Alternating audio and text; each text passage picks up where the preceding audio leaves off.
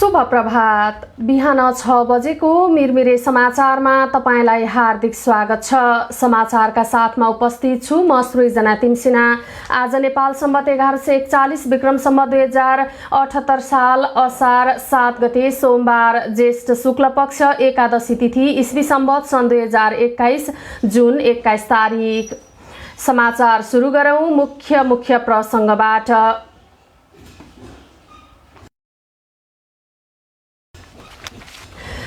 54 दिनपछि उपत्यकामा निषेधाज्ञा खुकुलो, सटर र सपिङ कम्प्लेक्स खुल्ला, निजी सवारीमा जोर बिजोर प्रणाली लागू। सरकारको निर्णय विरुद्ध सर्वोच्चको अर्को अंकुश, राष्ट्रिय निकुञ्ज तथा संरक्षित क्षेत्रमा जलविद्युत आयोजना निर्माण गर्न नपाइने। प्रतिनिधि सभा विघटन विरुद्धको मुद्दामा बहस नोट तयार गर्दै दुवै पक्ष, थोरै कानुन व्यवस्थामा बहस गर्ने।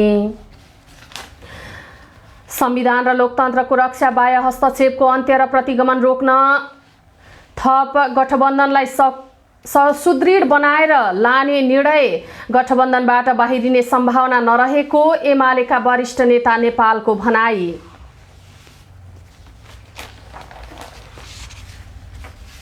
र महाकालीको बाढी बस्तीमा पस्दा 36 परिवार विस्थापित, भीमदत्तको भुजेला र दोधारा चाँदनीको कुतिया कभर जलमग्न। समाचार अब विस्तारमा। उपत्यकामा 54 दिनपछि निषेधाज्ञा खुकुलो बनाइएको छ।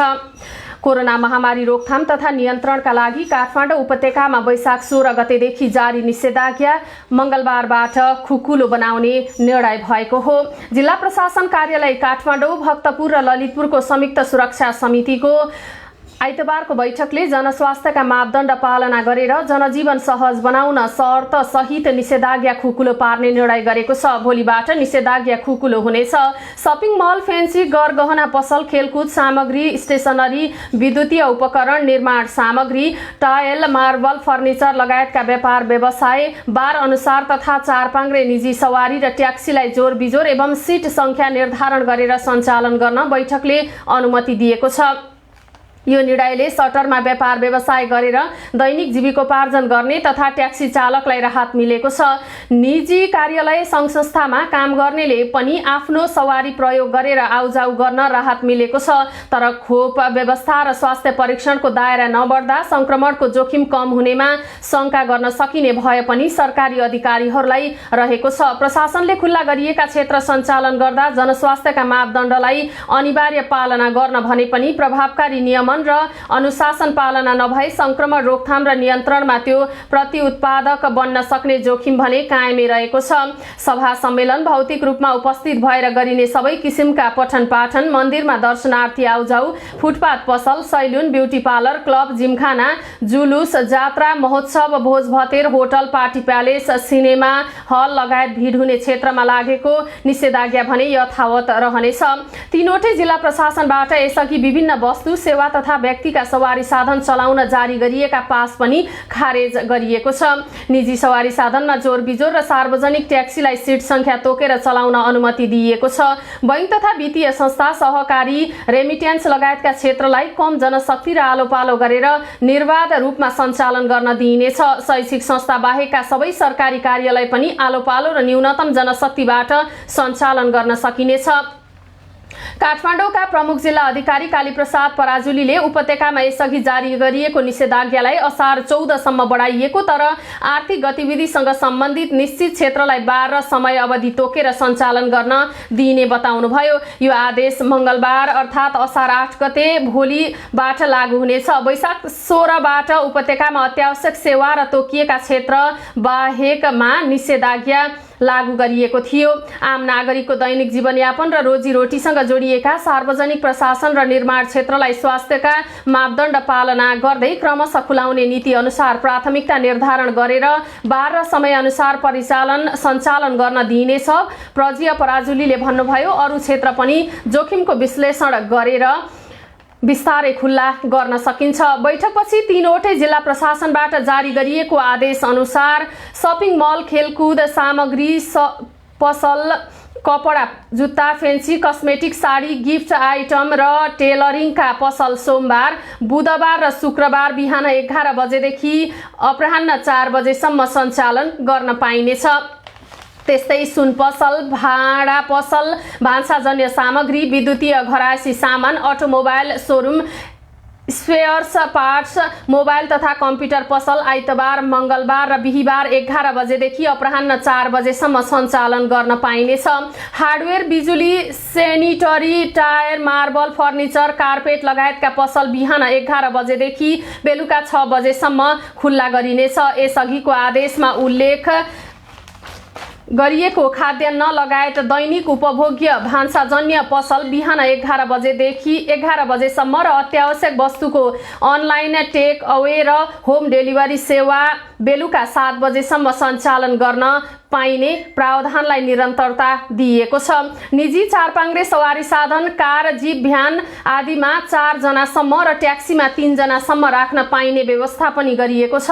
स्वास्थ्य र उपचार जन्य लगायत केही क्षेत्रलाई निर्बाध र दैनिक उपभोग्य र अत्यावश्यक सेवाको सूचीमा राखिएका अन्य ढुवानीका सवारी साधनलाई राति 8 बजेदेखि बिहान 11 बजेसम्म गुड्न दिइनेछ।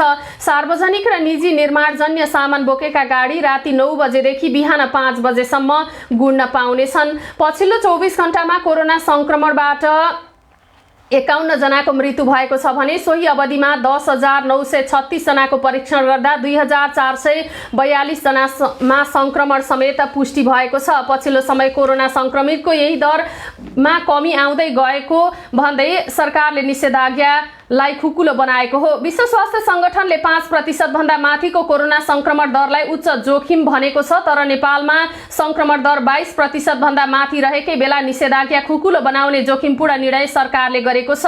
मंगलबारदेखि उपत्यकामा निजी सवारी साधन तथा थप व्यवसाय सञ्चालन गर्न दिने निर्णय भएको हो। स्वास्थ्य मन्त्रालयले आइतबार सार्वजनिक गरेको तथ्याङ्क अनुसार नेपालमा कोरोना संक्रमणको दर भने 22.35% नै रहेको छ। पछिल्लो 24 घण्टामा 10,926 जनाको परीक्षण गर्दा 2,442 जनामा संक्रमण पुष्टि भएको हो। विपक्षी गठबन्धनमा रहेका 5वटा दलका शीर्ष नेताले संविधान र लोकतन्त्रको रक्षा, बाह्य हस्तक्षेपको अन्त्य र प्रतिगमन रोक्न गठबन्धनलाई थप सुदृढ र बलियो बनाउँदै लाने रणनीति बनाएका छन्। कांग्रेस सभापति शेरबहादुर देउवा निवासमा आइतबार बसेको बैठकमा उत्पन्न भ्रम चिर्ने र गठबन्धन थप बलियो बनाएर लैजाने रणनीति बनेको हो। माओवादी का नेता नारायण काजी श्रेष्ठले बैठकमा लोकतन्त्रको रक्षा र प्रतिगमनलाई परास्त गर्ने उद्देश्यले बनेको गठबन्धनको औचित्य थप पुष्टि भएको र यसलाई थप सुदृढ बनाउने निर्णय भएको जानकारी दिनुभएको छ। यति बेला गठबन्धनको काँधमा प्रतिगमन परास्त गर्दै संविधान र लोकतन्त्रको रक्षा गर्ने दायित्व आएको छ। बढ्दो बाह्य हस्तक्षेप रोक्नुपर्ने स्थिति पनि छ। यसका लागि गठबन्धनलाई थप सुदृढ गर्ने सहमति बनेको छ। गठबन्धनलाई अझै व्यवस्थित रूपमा अघि बढाउने निष्कर्ष निकालेको जनता समाजवादी पार्टीका नेता राजेन्द्र श्रेष्ठले जानकारी दिनुभएको छ। अहिले संविधान र लोकतन्त्र मास्ने जुन ग्रान्ड डिजाइन भइरहेको छ, यसलाई रोक्न गठबन्धन थप एकजुट भएर सामना गरेर जाने निष्कर्षमा पुगेका छौं। बैठकपछि जसपा नेता श्रेष्ठले भन्नुभयो, अहिले संघदेखि विभिन्न प्रदेशसम्म फैलिएको गठबन्धनलाई अझै मजबुत गरौं र अघि बढौं भन्ने साझा धारणा रहेको छ। साँझ 5 बजे बुढा नीलकण्ठ पुगेका नेतालाई कांग्रेस सभापति शेरबहादुर देउवाले स्वागत गर्दै आफ्नो पार्टीले गठबन्धनलाई थप मजबुत बनाएर अघि बढ्ने निर्णय लिएको जानकारी दिनुभएको थियो। हाम्रो केन्द्रीय समितिमा गठबन्धनबारे छलफल भयो। यसलाई थप मजबुत बनाएर संविधान र लोकतन्त्रको रक्षाका निमित्त काम गर्नुपर्ने विषयमा साथीहरूले जोड दिनुभएको छ। बैठकको सुरुमै देउवाले भन्नुभएको थियो। बैठकमा सहभागी एक नेताले देउवाको भनाई उद्धृत गर्दै भने, ओलीजीले अनेक ग्रान्ड डिजाइन रचेर संवैधानिक निकायहरूलाई कब्जा गर्ने, स्वतन्त्र अदालतलाई समेत प्रभावित गर्ने जस्ता कदम चाल्नु भएको छ। यसका विरुद्ध हामीले एकताबद्ध भएर प्रतिवाद गर्नुपर्ने हुन्छ। त्यसपछि नेताहरूले समसामयिक राजनीतिक विषयहरूमा पालैपालो आफ्नो धारणा समेत राखेका थिए। नेताहरूले सरकारले सर्वोच्च अदालत र संवैधानिक निकायहरूलाई दबाव र प्रभावमा राख्ने कार्य गरेकोमा चनाखो हुनुपर्ने धारणा समेत राखेका थिए। बैठकमा सहभागी एमालेका वरिष्ठ नेता माधव कुमार नेपालले गठबन्धनलाई थप मजबुत बनाएर लाने बताउनु भएको छ। उहाँले गठबन्धनबाट बाहिरिने भन्ने हल्ला चलेको भन्दै त्यो गलत भएको उहाँले बताउनुभयो। गठबन्धनबाट बाहिरिने सम्भावना नै छैन नेता नेपालले भन्नुभयो। बैठकमा एमाले नेता नेपालले आफू गठबन्धनबाट बाहिरिने सम्भावना नरहेको स्पष्ट पार्नु भएको थियो। बैठकमा एमाले एकताको सम्भावनाबारे प्रश्न उठेपछि नेता नेपालले तत्कालै आफूहरूले गठबन्धनबाट बाहिरिनु पर्ने कुनै कारण नरहेको स्पष्ट पार्नुभयो। हामी मिल्न सक्छौं तर त्यसको आधार जेठ 2 मा फर्कनु होइन। अब मुख्य मुद्दा प्रतिनिधि सभा पुनर्स्थापना हो। 2 जेठमा फर्किने अमूर्त कुराले हाम्रो एकता सम्भव छैन नेता नेपालले भन्नुभयो। नेता नेपालको भनाइ उद्धृत गर्दै बैठकमा सहभागी एक नेताले भनेका छन्, गठबन्धनमा एउटा विश्वासको वातावरण तय गरौं, एकताबद्ध बनाएर प्रतिगमनको विरुद्ध प्रतिवाद गरौं। यसअघि 31 जेठमा आफ्नै निवासमा गठबन्धनको बैठक डाकेर नेता नेपालले आफू गठबन्धनमै रहेको सन्देश समेत दिनुभएको थियो। हिजोको बैठकमा समेत उहाँले आफू गठबन्धनप्रति प्रतिबद्ध रहेको र गठबन्धनबाट फर्किने सम्भावना नरहेको पनि स्पष्ट पार्नु भएको हो। गठबन्धनलाई थप मजबुत र सबै एक भएर अगाडि बढ्नु पर्नेमा उहाँले जोड समेत दिनुभएको थियो। प्रधानमन्त्री ओलीकै कारण एमालेको एकता सम्भव नभएको संकेत गर्दै उहाँले सो कुरा बताउनु भएको थियो। आफूहरू गठबन्धनबाट नबाहिरिने र त्यसप्रति ढुक्क हुन पनि उहाँले सबैलाई विश्वास दिलाउने प्रयास गर्नु भएको थियो।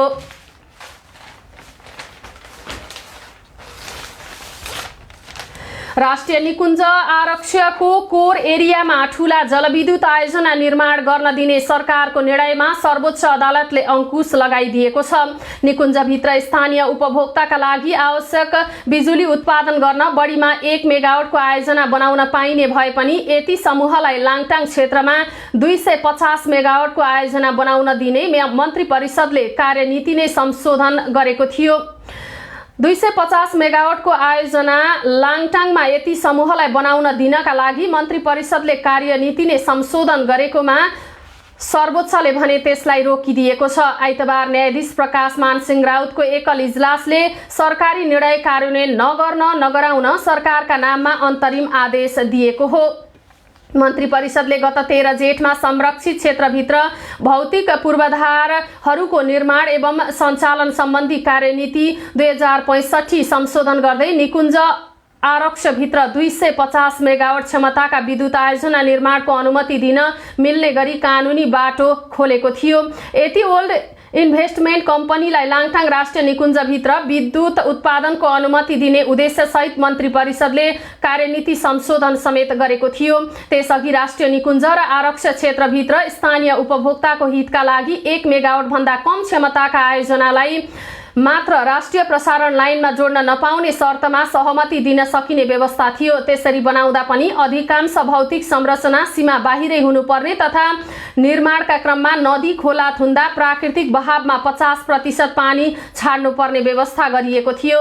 मन्त्री परिषदले कार्यनीतिको दफा 5 संशोधन र दफा 15 थप गर्दै यो व्यवस्था हटाएको थियो। सरकारी निर्णयले देशको प्रकृति र गौरवसँग जोडिएको राष्ट्रिय निकुञ्ज तथा वन्यजन्तु संरक्षणको संवेदनशीलतालाई असर पार्ने ठहर सर्वोच्चले गरेको छ।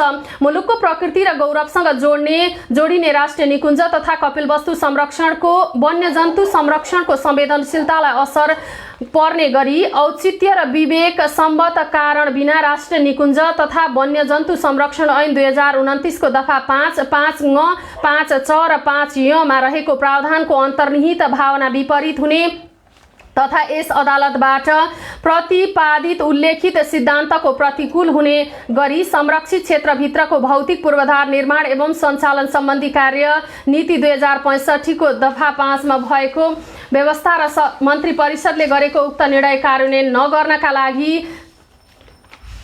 सर्वोच्चले आदेश जारी गरेको हो। उक्त निर्णय कार्यान्वयन नगर्न भनिएको छ। अन्तरिम आदेश जारी गरिएको न्यायाधीश रावलले दिएको आदेशमा उक्त कुरा उल्लेख छ। यतिले लाङटाङ निकुञ्जको भित्री भागमा पर्ने स्याफ्रू, बुद्दिम, टिमुरे र लाङटाङबाट 310 मेगावाटबाट मेगावाट क्षमताको लाङटाङ खोला जलसायुक्त जलविद्युत आयोजना निर्माणका लागि 5 वर्ष अघि नै सर्वेक्षण लाइसेन्स लिइसकेको थियो। त्यस लगत्तै उसले वातावरणीय प्रभाव मूल्याङ्कन प्रक्रिया अगाडि बढाउन राष्ट्रिय निकुञ्ज तथा वन्यजन्तु संरक्षण विभागबाट सहमति माग गरेको थियो, तर कानुन विपरीत हुने भन्दै विभागले सहमति भने दिएको थिएन। स्रोतका अनुसार निकुञ्जभित्र ठूला विद्युत आयोजना बनाउन कानुनले नमिल्ने भन्दै विभागले 5 वर्षदेखि फाइल अड्काएपछि यतिकै जोडबलमा मन्त्री परिषदले कार्यनीति नै संशोधन गरेको थियो। लाङटाङमा विद्युत आयोजना निर्माणका लागि वातावरणीय प्रभाव मूल्याङ्कन EIA को सहमतिका लागि 2073 मै निवेदन आएको थियो। EIA वन मन्त्रालयले स्वीकृत गर्ने हो, तर निकुञ्ज क्षेत्रमा रहेकाले विभागले सहमति दिनुपर्छ। राष्ट्रिय निकुञ्ज तथा वन्यजन्तु संरक्षण विभागका सूचना अधिकारी हरिभद्र आचार्यले भन्नुभयो, संरक्षित क्षेत्रभित्र भौतिक पूर्वाधारहरूको निर्माण एवं सञ्चालन सम्बन्धी कार्यनीति 2065 अनुसार ठूला आयोजनाको भौतिक संरचना निकुञ्ज क्षेत्रमा बनाउन नमिल्ने व्यवस्था थियो। त्यसैले हामीले सहमति दिएका थिएनौँ। प्रक्रिया जहाँको त्यही नै थियो। सरकारले जेठमा कार्यनीति संशोधन गरे पनि कोरोना महामारीका कारण काम अगाडि नबढेको आचार्यले बताउनु भएको छ। सरकारले 13 जेठमा कार्यनीति संशोधन गरेको हो, तर निषेधाज्ञाका कारण कुनै पनि प्रक्रिया अगाडि बढेको छैन। आज सर्वोच्च अदालतबाट अन्तरिम आदेश जारी भएको मिडिया मार्फत जानकारी आएको छ। अब औपचारिक जानकारी पनि आउला, उहाँले भन्नुभयो। स्रोतका अनुसार कार्यनीति संशोधन भएपछि यतिले 310 मेगावाटको आयोजनालाई 250 मेगावाटमै झारेर अनुमति लिने तयारी पनि गरिरहेको थियो। त्यसबीच अधिवक्ता विज्ञान सिंह विष्टले प्रधानमन्त्री तथा मन्त्री परिषदको कार्यालयलाई विपक्षी बनाई रिट दायर गर्नु भएको थियो। मन्त्री परिषदले कार्यनीतिमा दफा 15 पनि थप गर्दै यति समूहलाई आयोजना निर्माणको अनुमति दिने बाटो सहज बनाएको थियो। यसअघि विद्युत विकास विभागले जारी गरेको सर्वेक्षण अनुमति प्राप्त आयोजनाको हकमा कार्य गर्न अनुमति प्रदान गर्ने र अब उपरान्त राष्ट्रिय निकुञ्ज र वन्यजन्तु आरक्षको क्षेत्रभित्र पर्ने जलविद्युत तथा केबलकार आयोजनाको हकमा वन तथा वातावरण मन्त्रालयको सहमति प्राप्त भएपछि मात्र अनुमति प्राप्त जारी गर्ने निकायले त्यस्तो आयोजनाको सर्वेक्षण गर्ने लगायत कार्य गर्नुको साथै अन्य आवश्यक पर्ने अनुमति पत्र जारी गर्नुपर्नेछ भनेर थप गरिएको दफा 15 मा उल्लेख गरिएको छ। तत्कालीन वन मन्त्री प्रेमबहादुर आलेले कार्यनीति संशोधनको प्रस्ताव मन्त्री परिषदमा लग्नु भएको थियो। आयोजना निर्माणका क्रममा खोला थुन्दा वा फर्काउँदा नदी खोलामा 1 मेगावाट भन्दा जलविद्युत आयोजनाका लागि 50%, 1 देखि 10 मेगावाटसम्मका लागि 35%, 10 देखि 25 मेगावाटसम्मका लागि 30%, 35 देखि 100 मेगावाटसम्मका लागि 20% र 100 देखि 250 मेगावाटको आयोजनाका लागि 10% प्राकृतिक बहाव कायम हुने गरी खोला थुन्न तथा फर्काउन मिल्ने व्यवस्था गरिएको छ।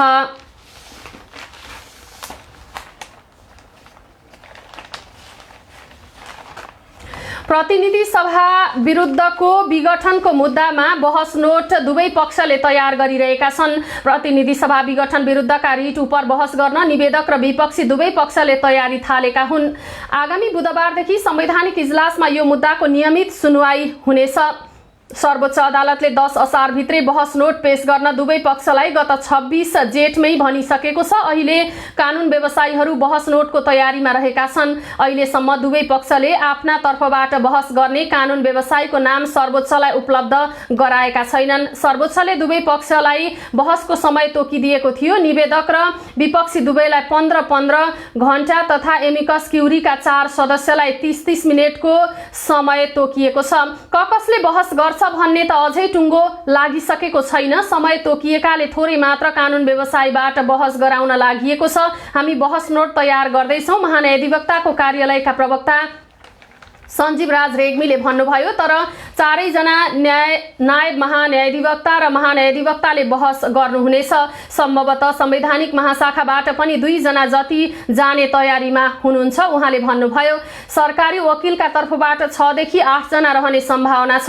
इजलासबाट तोकिएको थोरै समयमा विषयवस्तुमाथि केन्द्रित रही बहस गर्ने उद्देश्य कार्यालयको रहने पनि उहाँले बताउनु भएको छ। हामी मात्र होइन, प्रधानमन्त्री वा राष्ट्रपतिका पक्षबाट निजी वकिलहरूले पनि बहस गर्नुहुने भएकाले उहाँहरूलाई 15 घण्टाको आधा समय दिनुपर्ने हुन्छ। त्यस अनुसार तयारी गरेका छौँ, तर विषय यकिन भइसकेको छैन। इजलासबाट आउने जिज्ञासामाथि रहेर बहस गर्ने तयारी छ, रेग्मीले भन्नुभयो। सर्वोच्चले दिएको आदेशमा विपक्षी अर्थात् प्रधानमन्त्रीको कार्यालय र प्रधानमन्त्रीका निजी वकिल बीच बहस गर्ने समय आफैमा तय गर्न भनिएको छ, तर सहमति नभएमा निजी वकिल र सरकारी वकिल दुवैलाई 7.5 घण्टा समय दिने पनि उल्लेख गरिएको छ।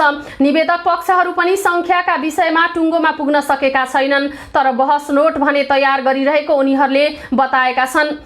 हामीलाई सुरुमा बहस गर्न भनी 12 घण्टा तोकिएको छ, त्यसभित्र नै टुङ्ग्याइसक्छौँ। हालसम्म पनि कतिले वकालतनामामा नाम टिपाइरहनु भएको छ। निवेदक पक्षका वकिल मध्ये एक गोविन्द शर्मा बन्दीले भन्नुभयो।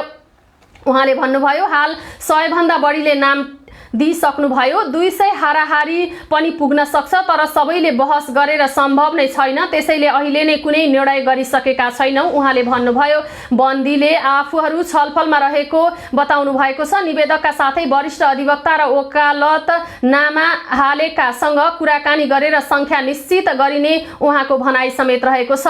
निवेदक मध्ये 5 जना त पूर्व प्रधानमन्त्री नै हुनुहुन्छ। यो मुद्दा उहाँहरूकै हो, उहाँहरूसँग छलफल गर्नै पर्छ, त्यसैले कसले लिड गर्ने, कतिजनाले बहस गर्ने भन्ने टुङ्ग्याउँछौँ। सकेसम्म थोरैले बहस गर्ने गरी मिलाउने उहाँले बताउनु भएको छ। यसैबीच सर्वोच्च अदालतले गत 27 जेठमा एमालेको 10औं महाधिवेशन आयोजक कमिटीलाई वैधता दिन नसकिने गरी दिएको अन्तरिम आदेशमा एमाले अध्यक्ष केपी शर्मा ओलीले पुनरावेदन निवेदन भ्याकेट दर्ता गराउनु भएको छ। सर्वोच्चले 10औं राष्ट्रिय आयोजक कमिटी नेकपा एमालेको पार्टीको आधिकारिक संरचना नभएको भन्दै कर्णालीका 4 सांसदलाई पुनर्बहाली गरेको थियो। एमालेको अध्यक्षका हैसियतमा ओली स्वयंले पार्टीका तर्फबाट आइतबार दायर गरेको निवेदनमा महाधिवेशन आयोजक कमिटी आधिकारिक रहेको दाबी गर्नुभएको छ। बार एसोसिएसनका उपाध्यक्ष समेत रहेका अधिवक्ता ईश्वरी प्रसाद भट्टराईले आइतबार एमाले अध्यक्ष ओलीले पार्टीका तर्फबाट केन्द्रीय समिति नै महाधिवेशन आयोजक कमिटीमा रूपान्तरण भएको जिकिर सहित सर्वोच्चको आदेश बदरको माग गर्दै निवेदन दर्ता गराइएको बताउनु भएको छ। अधिवक्ता भट्टराईका अनुसार केन्द्रीय समितिले नै तत्कालीन महाधिवेशन गर्नुपर्ने भएको कारण महाधिवेशन आयोजक कमिटीका रूपमा रूपान्तरण गरिएको हो। केन्द्रीय समितिले गर्ने सबै कार्य गर्न पाउने गरी केन्द्रीय समितिले नै त्यसलाई महाधिवेशन आयोजक कमिटीमा रूपान्तरण गरेको हुँदा यसले गरेको निर्णयका आधारमा कारबाही गरेको मिलेन भन्ने सर्वोच्च अदालतको आदेश गलत भएकाले खारेज हुनुपर्छ भन्ने निवेदनमा माग गरिएको उहाँले बताउनु भएको छ।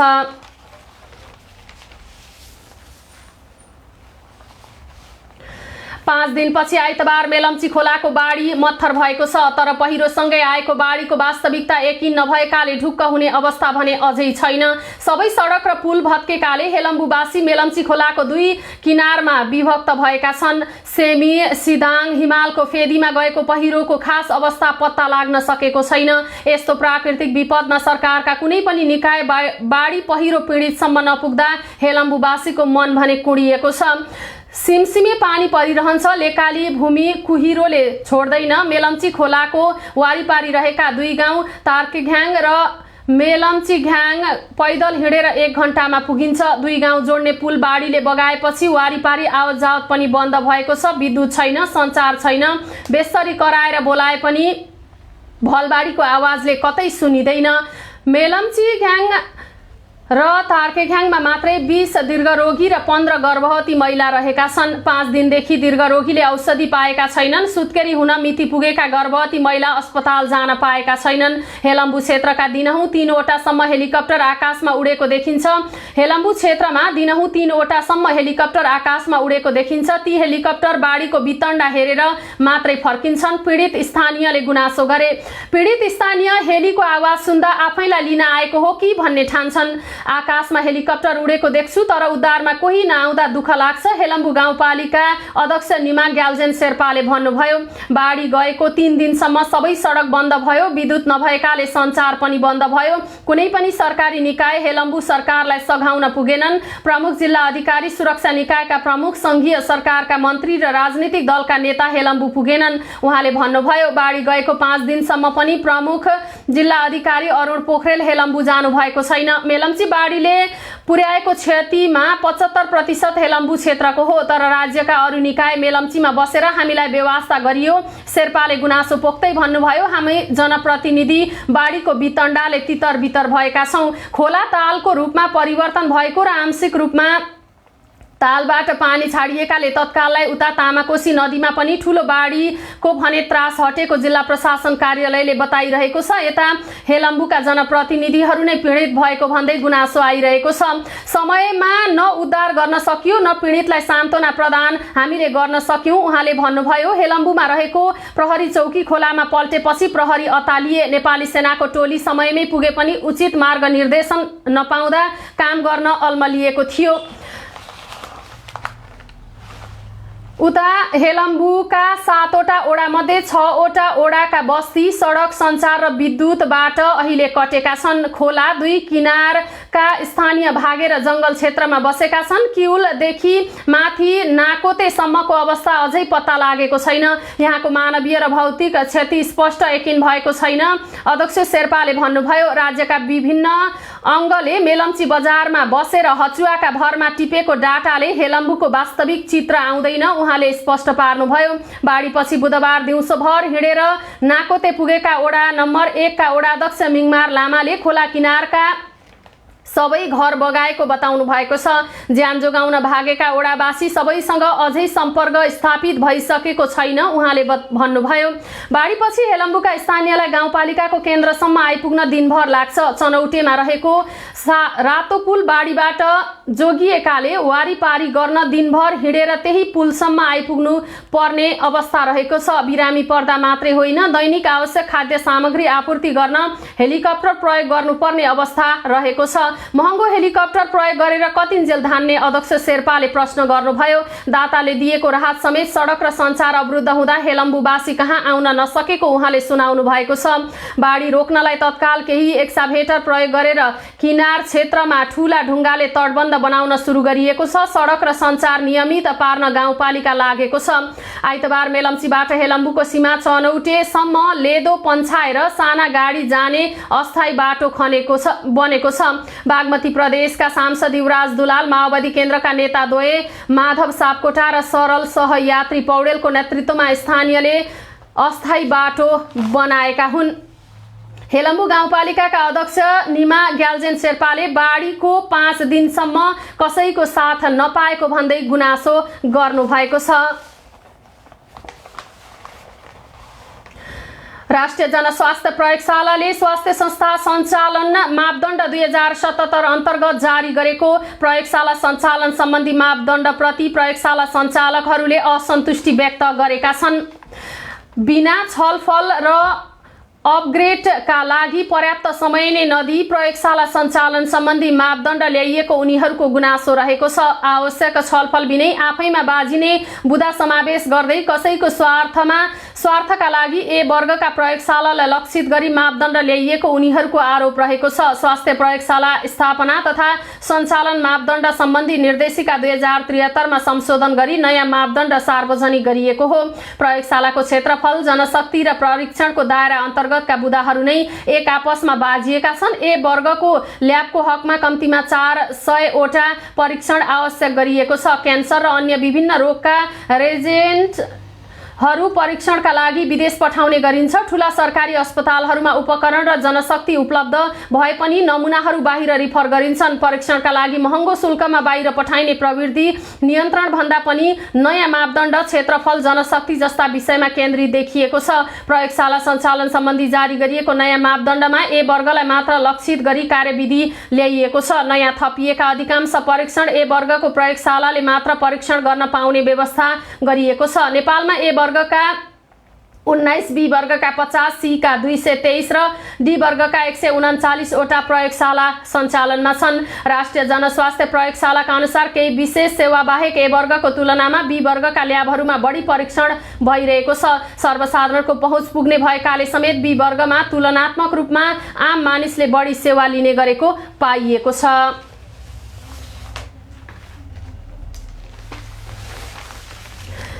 नेपाली कांग्रेसको आसन्न 14औं महाधिवेशनमा नेतृत्व दोहोर्याउने घोषणा सहित तयारीमा जुट्नुभएका सभापति शेरबहादुर देउवालाई चुनौती दिन उहाँकै समूहबाट नेता गोपालमान श्रेष्ठ पनि अघि बढ्नु भएको छ। पटक पटक प्रधानमन्त्री र पार्टी सभापतिमा परीक्षण भइसकेका देउवाले काँध फेर्ने बेला आएको भन्दै श्रेष्ठले संस्थापन पक्षमा देउवा पछिको उत्तराधिकारी आफू भएको दाबी गर्नुभएको छ। सभापतिमा देउवाले आफूलाई अघि बढाउनु पर्ने उहाँले बताउनुभयो। उपसभापति विमलेन्द्र निधिले शनिबार नेतृत्वमा दाबी देउवालाई प्रधानमन्त्री भएर आफूलाई सहयोग गर्न आग्रह गर्नुभएको थियो। आफैले सभापतिको उम्मेदवारी घोषणा गर्ने जानकारी पाएपछि श्रेष्ठ आइतबार देउवाले बोलाएको बागमती र गण्डकी प्रदेशका केन्द्रीय सदस्यहरूसँगको छलफलमा उपस्थित नै हुनु भएन।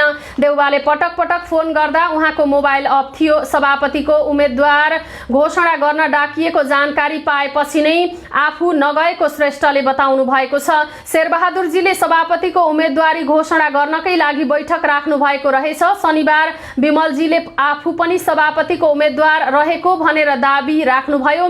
मैले 6 महिना अघि नै सभापति लाई भेटेर मलाई सहयोग गर्नुस् भनेको छु, अहिले त्यही कुरा राख्न किन जाने भनेर म गइन उहाँले भन्नुभयो। पार्टी विभाजित भई देउवा नेतृत्वमा कांग्रेस प्रजातान्त्रिक गठन भएपछि श्रेष्ठले लामो समय कार्यवाहक सभापति भएर काम गर्नुभएको थियो। तत्कालीन राजा ज्ञानेन्द्र शाहले देउवा नेतृत्वको सरकारलाई अपदस्थ गरी शासन आफ्नो हातमा लिनु भएको थियो। त्यसपछि राजाले गठन गरेको शाही आयोगले भ्रष्टाचारको आरोपमा देउवालाई जेलमा राखेको थियो। त्यही कालखण्डमा श्रेष्ठले देउवाको उत्तराधिकारीका रूपमा पार्टीको मोर्चा सम्हाल्नु भएको थियो। पार्टीको 11औं महाधिवेशनका बेला जेलमा रहेका देउवालाई निर्विरोध सभापति बनाउन कार्यवाहक सभापतिका रूपमा मेरो भूमिका रह्यो। त्यसपछि पनि निरन्तर म उहाँसँगै छु, तर अब शेरबहादुरजीले काँध फेर्ने बेला भयो। बरु उहाँ प्रधानमन्त्री बन्न सक्नुहुन्छ, त्यसमा हाम्रो साथ सहयोग छ, तर पार्टी सभापतिमा देउवाको टिमको दोस्रो नेता मै भएकाले मलाई सहयोग गर्नुपर्छ भन्दै आएको छु, श्रेष्ठले भन्नुभयो। 13औं महाधिवेशनमा आफ्नो समूहलाई एक गठ बनाएर देउवाका लागि 14औं महाधिवेशन सहज नभएको उहाँको भनाइ छ। त्यही बुझेर बागमती र गण्डकी प्रदेशका केन्द्रीय सदस्यहरूसँगको छलफलमा अधिकांशले देउवालाई आफ्नै समूहलाई एक गठ बनाउन सुझाएका छन्। एक गठ बनाउन नसके संस्थापन पक्षमा पहिरो जाने विश्लेषण उनीहरूले गरेका छन्। उता अनौपचारिक तहमा उम्मेदवारको तयारी गर्दै आएका देउवाले शनिबारदेखि भने खुलेरै आफ्नो उम्मेदवारी घोषणा गर्नुभएको हो। साथै प्रदेशका संस्थापन पक्षीय केन्द्रीय सदस्यहरूसँग छलफल सकेपछि उहाँले आफ्नो अभियानलाई अघि बढाउनु भएको छ। अहिले उम्मेदवारी घोषणा नगरौँ कि भन्ने पनि लागेको थियो, तर बाहिर धेरै साथीहरू उठ्ने हो कि होइन भन्ने शंका भएछ। त्यही शंका मेट्न पनि मैले आफ्नो उम्मेदवारी घोषणा गरेको हो, आइतबारको बैठकमा देउवाले भन्नुभएको थियो। उक्त बैठकमा सहभागी एक नेताले देउवाको भनाइ उद्धृत गर्दै भनेका छन्, ती सदस्यका अनुसार जति प्रतिस्पर्धी भए पनि आफैले लड्ने मनस्थिति देउवाले बनाउनु भएको छ। सबैलाई मिलाएर एउटा मात्रै बनाउने प्रयास भने जारी छ। उहाँले भन्नुभयो, हामी एउटा मात्रै उम्मेदवार दिने कोसिसमा रहेका छौँ, अझै आशा मरेको छैन। नेतृत्वको आकांक्षी रहेका उता अर्का नेता शेखर कोइरालाले पनि नेतृत्वको आकांक्षा देखाउनु भएको छ। शेखर कोइरालाले पनि अहिले नेतृत्वको आकांक्षा देखाउनु भएको हो। देउवाले उम्मेदवारी घोषणा गरेरै तयारी अगाडि बढाएपछि त्यसको परकम्प भने संस्थापन इतर पक्षमा पनि परिसकेको छ। संस्थापन इतर पक्षका वरिष्ठ नेता रामचन्द्र पौडेल आफै अघि बढेर नेतृत्वको लागि अगाडि सर्ने तयारीमा रहेको देखिएको छ। तर पौडेल आफ्नै समूहभित्रका अन्य प्रतिस्पर्धीका कारण धेरै अघि बढ्न भने सक्नु भएको छैन। संस्थापन इतर पक्षमा महामन्त्री शशाङ्क कोइराला, पूर्व महामन्त्री प्रकाश मानसिंह र नेता शेखर कोइराला मुख्य प्रतिस्पर्धीको मैदानमा अहिले देखिएका छन्। सबै प्रतिस्पर्धीले देउवालाई टक्कर दिन आफू सक्षम भएको दाबी पनि गर्दै आएका छन्। धेरै उम्मेदवार भन्दा त्यसको लाभ देउवालाई हुने भन्दै संस्थापन इतर पक्षमा 4 जना मध्ये एकलाई सर्वसम्मत उम्मेदवार बनाउन कोसिस भइरहेको नेता अर्जुन नरसिंह केसीले बताउनु भएको छ। सभापतिजीले उम्मेदवार घोषणा गरेर छलफल गर्नुभएको जानकारी हामीलाई पनि छ। हाम्रो पक्षको छलफल पनि हुन्छ। धेरै साथीहरू नेतृत्वमा आउने चाहना राखेर तयारी गरिरहनु भएको छ। त्यही अनुसार हामी पनि अगाडि बढेका छौँ, उहाँले भन्नुभयो। तेस्रो धारको नेतृत्व गरेका पूर्व महामन्त्री कृष्ण प्रसाद सिटौलाको भूमिका भने अझै प्रष्ट भएको छैन। उहाँ निकट नेताहरूका अनुसार आफै नेतृत्वका लागि अघि सर्ने वा सहयोग गर्ने भन्नेमा सिटौला प्रष्ट देखिनु भएको छैन। निर्वाचन आयोग जनता समाजवादी पार्टीमा देखिएको आधिकारिकता सम्बन्धी विवादको निरूपण प्रक्रियामा प्रवेश गरेको छ। आयोगले आइतबार जसपाका अध्यक्ष महन्त ठाकुरलाई लिखित जवाफ पेश गर्न 15 दिन समय समेत दिएको छ। जसपाका अर्का अध्यक्ष उपेन्द्र यादवले शुक्रबार दलको आधिकारिकताको माग दाबी गर्दै आयोगमा निवेदन दिनुभएको थियो। माग दाबी आइसकेपछि आयोगले अर्को पक्षसँग माग दाबी गर्दा पेश भएका कागजात तथा प्रमाणको प्रतिलिपि पठाएर लिखित जवाफ माग्नुपर्ने कानुनी प्रावधान रहेको छ। राजनीतिक दल सम्बन्धी ऐनको दफा 44 मा विवाद निरूपण सम्बन्धी कार्यविधि रहेको छ। आधिकारिक मागदाबी गर्ने पक्षले केन्द्रीय समितिको 40% सदस्यको हस्ताक्षर सहित आयोगमा निवेदन दिनुपर्छ। यादवले 51 सदस्यीय कार्यकारिणी समितिमा रहेका 30 जनाको हस्ताक्षर सहित दलको आधिकारिकता आफूले पाउनुपर्ने मागदाबी गरेका छन्। आयोगका प्रवक्ता सहसचिव राजकुमार श्रेष्ठले विवाद निरूपणका लागि ऐनले तोकेको कार्यविधि अनुसारको प्रक्रिया थालनी भएको जानकारी दिनुभएको छ। संघीय सरकारले शान्ति सुरक्षा, मनसुनजन्य विपद व्यवस्थापन र कोभिड संक्रमण रोकथाम तथा नियन्त्रणलाई प्राथमिकतामा राखेर काम गर्न प्रदेश सरकारहरूलाई आग्रह गरेको छ। गृहमन्त्री खगराज अधिकारीले गण्डकी बाहेकका 6वटै प्रदेशका आन्तरिक मामिला तथा कानुन मन्त्रीहरूलाई काठमाडौँ बोलाएर सहकार्य, समन्वय र सामूहिक पहलबाट चुनौतीको सामना गर्न आग्रह गर्नुभएको हो। सरकारलाई सबै किसिमको सहयोग रहने आश्वासन पनि उहाँले दिनुभएको छ। गृह मन्त्रालयका प्रवक्ता जनकराज दाहालका अनुसार प्रदेशका आन्तरिक मामिला तथा कानुन मन्त्रीहरू छलफलमा सहभागी भएका थिए। प्रदेशका मन्त्रीहरूबाट केन्द्रले गर्ने सहयोग सम्बन्धी सुझाव आएका छन्। उहाँले भन्नुभयो, छलफलमा गृह सचिव महेश्वर नेउपाने, प्रहरी र सशस्त्र प्रहरी प्रमुख लगायत उच्च सुरक्षा निकायका अधिकारीहरूको पनि उपस्थिति रहेको थियो। प्रदेशका मन्त्रीहरू प्रदेश 1 का हिक्मत कार्की, 2 का ज्ञानेन्द्र यादव, बागमती प्रदेशका केशवराज पाण्डे, लुम्बिनीका चेत नारायण आचार्य, कर्णालीकी सीता कुमारी नेपाली, सुदूरपश्चिमकी पूर्णा जोशी सहभागी भएका थिए।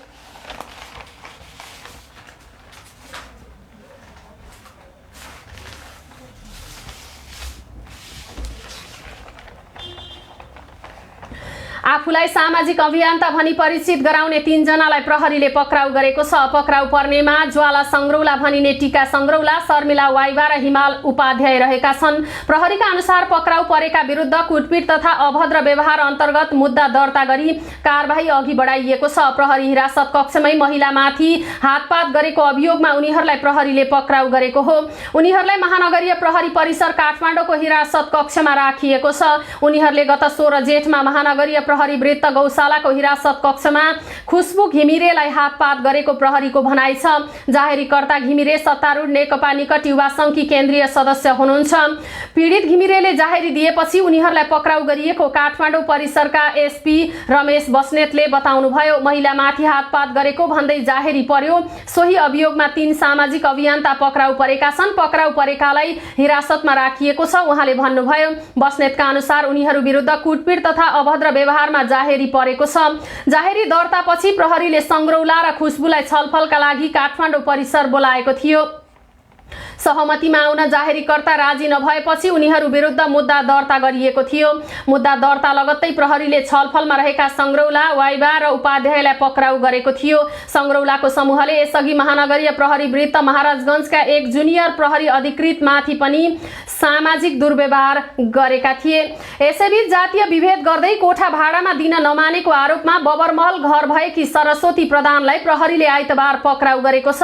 प्रधानले दलित भएको थाहा पाएपछि आफूलाई कोठा भाडामा दिन इन्कार गरेको भन्दै पत्रकार रूपा सुनारले उनी विरुद्ध जाहेरी दिएकी थिइन्। त्यसैको आधारमा प्रधानलाई अनुसन्धानका लागि पक्राउ गरिएको काठमाडौँ प्रहरी प्रमुख एसएसपी अशोक सिंहले बताउनु भएको छ। प्रधानलाई अनुसन्धानका लागि 3 दिन हिरासतमा राखिने प्रहरीले जनाएको छ। बिहीबार महानगरीय प्रहरी वृत्त सिंहदरबारमा जाहेरी दिन गएकी सुनारलाई प्रमाण नपुगेको भन्दै प्रहरीले केही घण्टा कुराएको थियो। करिब 5 घण्टापछि मात्रै प्रहरीले जाहेरी दर्ता गरेको उनले फेसबुक मार्फत बताएकी थिइन्। 12 बजेदेखिको निरन्तर दबावले 4 बजेर 50 मिनेटमा बल्ल प्रहरीमा जाहेरी दर्ता गर्न सफल भइयो। साथ दिनुहुने सम्पूर्णमा हार्दिक धन्यवाद। लडाईँ अझै बाँकी छ, उनले फेसबुकमा लेखेकी थिइन्। घरधनी प्रधानले कोठा भाडामा दिनुअघि जात सोध्दै दलित समुदायको भन्ने जवाफ पाएपछि भाडामा दिन इन्कार गरेको रूपाले जाहेरीमा उल्लेख गरेकी छन्। उनले जातीय भेदभाव तथा छुवाछुत ऐनको दफा 4 को उपदफा 3 बमोजिम कारबाहीको माग गरेकी छन्। यो ऐन बमोजिम कसुर प्रमाणित हुनेलाई 3 महिनादेखि 3 वर्षसम्म कैद सजाय र 50,000 देखि 2 लाख रुपैयाँसम्म जरिवाना हुन सक्ने प्रावधान रहेको छ।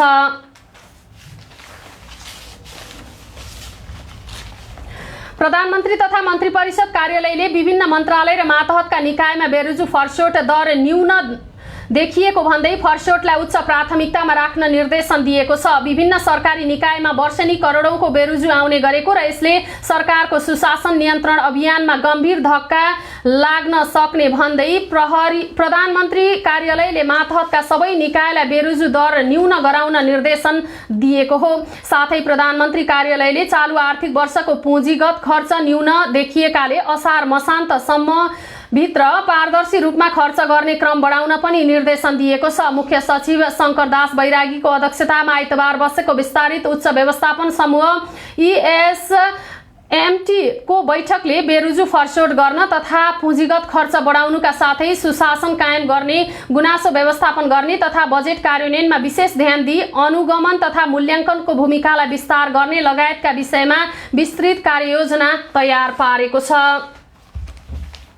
महाकाली नदीमा आएको बाढीले किनाराका बस्तीहरू डुबानमा पर्दा 36 परिवार विस्थापित भएका छन्। तटीय क्षेत्रमा रहेका भीमदत्तको भुजेला र दोधारा चाँदनीको कुतिया कभर बस्तीमा बाढी पसेको हो। जिल्ला प्रहरी कार्यालय कञ्चनपुरका अनुसार महाकालीको बाढीले जोगबुढा नदी थुनिदा दोधारा चाँदनी 10 को कुतिया कभरमा 24 परिवारले घर छाड्न बाध्य भएका छन्। बस्ती जलमग्न भएपछि घर छाडेका उनीहरूले आफन्तकोमा आश्रय लिइरहेका छन्। कुतिया कभरमा जोगबुढा नदी तटीय क्षेत्र दुवैतर्फका बस्ती डुबानमा परेका छन्। बाढी घरभित्रै पसेको छ। शान्ति टोल र बेती टोल जलमग्न छन्। बाढी पसेको क्षेत्रमा सबैलाई सुरक्षित स्थानमा सारिएको प्रहरीले जानकारी दिएको छ। शनिबार साँझदेखि नै बस्तीमा बाढी पसेको हो। रेड क्रस सोसाइटी दोधारा चाँदनी उपशाखाकी सदस्य कोमल उपाध्यायले भन्नुभयो, धेरै जसोका घरभित्र बाढी पसेको छ। उनीहरू सबै बस्ती छाडेर आफन्तको घरमा शरण लिएर बसेका छन्। महाकाली नदीले भुजेला खोला थुनिदा भीमदत्त नगरपालिका 11 र 12 नम्बर ओडाका 12 परिवार विस्थापित भएका छन्। जोगबुढा र भुजेला महाकालीमा मिसिने सहायक खोला हुन्। महाकालीमा बाढी आएपछि दुवै सहायक खोलाले पनि तटीय क्षेत्रको बस्ती डुबाएका हुन्। हामीहरू 3 दिनदेखि सडकमै बसेका छौं। भुजेलाको बाढी बस्तीमा पसेपछि घर छाडेका प्रकाश सोनाहाले भन्नुभयो, लुगा कपडादेखि अन्नपात सबै भिजेको छ, खाने लाउने केही छैन। उहाँका अनुसार शुक्रबार साँझदेखि नै बस्तीमा पसेको बाढीको पानी अझै घटिसकेको छैन। महाकालीमा निर्माणाधीन 4 लेनको पक्की पुलको पहुँच मार्ग पनि बाढीले भत्काएको छ। पहुँच मार्ग भत्केपछि पुल निर्माणको काम पनि अहिले ठप्प भएको छ।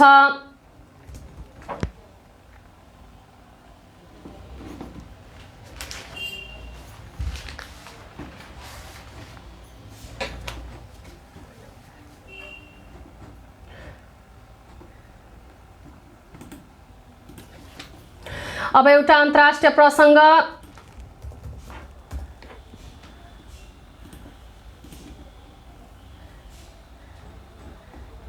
इरानको राष्ट्रपतिमा कट्टरपन्थी धर्मगुरु इब्राहिम रायसी निर्वाचित भएका छन्। 3 जना प्रतिस्पर्धीलाई हराउँदै रायसी इरानको 13औं राष्ट्रपतिमा निर्वाचित बन्न सफल भएका हुन्। उनले 62% मत प्राप्त गरेका छन्। नवनिर्वाचित राष्ट्रपति रायमीले आगामी अगस्तमा शपथ लिएर कार्यभार सम्हाल्ने पनि बताइएको छ। इजरायलले इरानको राष्ट्रपतिमा इब्राहिम रायसी निर्वाचित भएसँगै अन्तर्राष्ट्रिय समुदायले चिन्ता व्यक्त गर्नुपर्ने जनाएको छ। रायसी राष्ट्रपति निर्वाचित भएसँगै इरानले आणविक गतिविधि बढाउन सक्ने भन्दै अन्तर्राष्ट्रिय समुदायले चासो व्यक्त गर्नुपर्ने इजरायलले टिप्पणी गरेको हो। इजरायलको विदेश मन्त्रालयका प्रवक्ता लियर हैटले नवनिर्वाचित राष्ट्रपति रायसीले यसअघि नै आणविक गतिविधि बढाउने संकेत गरेको भन्दै इजरायलको टाउको दुखाइ बनेको छ। रायसीले जनताको चाहना अनुसार आफूले काम गर्ने प्रतिबद्धता जनाएका छन्। अब खेल प्रसङ्ग खेलकुद गतिविधि सञ्चालनका लागि अझै केही समय पर्खिनुपर्ने भएको छ। सरकारले उपत्यकामा जारी गरेको निषेधाज्ञालाई खुकुलो बनाए पनि खेलकुद क्षेत्रमा भने अझै केही समय कुर्नुपर्ने अवस्था देखिएको हो। खेलकुद क्षेत्रसहित भिडभाड हुने कार्यक्रम सञ्चालन गर्न नपाइने अघिल्लो निर्णयलाई नै सरकारले यथावत राखिदिएको छ। इटली समूह विजेता बन्दै 16औं संस्करणको युरोकप फुटबलको अन्तिम 16मा प्रवेश गरेको छ। रोममा आइतबार राति समूह चरणको अन्तिम खेलमा वेल्सलाई 1-0 गोल अन्तरले पराजित गर्दै इटली समूह विजेता बन्दै नकआउट चरणमा प्रवेश गरेको हो।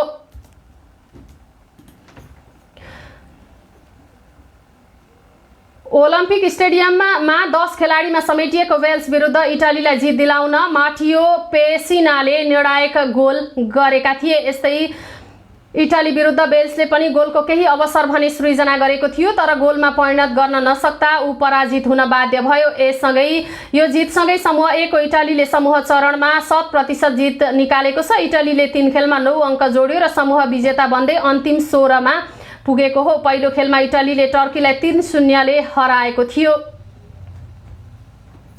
हवस् त यिनै खबर प्रसङ्गसँगै बिहान 6 बजेको मिरमिरे समाचार यही सकिएको छ। हामी अन्य समाचार बुलेटिनका साथ पुनः उपस्थित हुने नै छौँ। त्यतिन्जेलसम्मका लागि म सृजना पनि बिदा हुन्छु। नमस्कार।